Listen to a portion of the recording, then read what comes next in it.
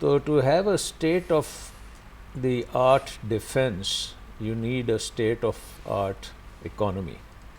Without the economy آپ کی national security, آپ کی ڈیفینس یہ نہیں چل سکتی.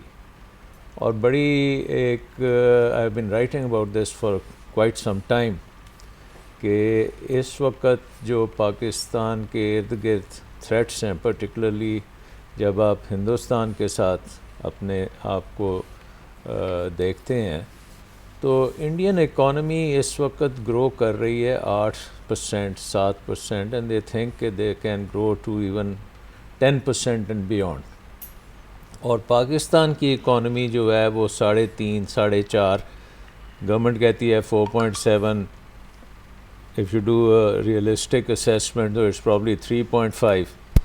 تو وہ گروتھ ریٹ جب اتنا ڈفرنس آپ کا اور ہندوستان کا آتا ہے تو اس کو اگر آپ پروجیکٹ کریں تو یو بائی 2050، کیونکہ 2050 کو کہتے ہیں ایشین سینچری جو ہے نا، 2050 میں ایشین کی سینچری شروع ہو جائے گی where Asia will dominate the world economy. But 2050 میں اگر یہی ٹرینڈز رہے کہ پاکستان 3.5، 4% پہ گرو کرے، ہندوستان 8% پلس پہ گرو کرے، تو ان کی اکانومی ہم سے کوئی 40 گنا بڑی اکانومی ہو جائے گی. اس وقت انڈیا کی اکانومی ہمارے سے 7 گنا بڑی ہے، and we can manage this ratio. لیکن once it gets to being 40 times larger than us, then it will be very difficult to manage. کیونکہ پھر آپ کی اسی حساب سے آپ ڈیفینس اسپینڈنگ نہیں کر سکیں گے، اس طرح سے آپ انوویشن نہیں کر سکیں گے، وہ آپ کا کلاؤٹ نہیں ہوگا، دنیا آپ کو امپورٹنس نہیں دے گی.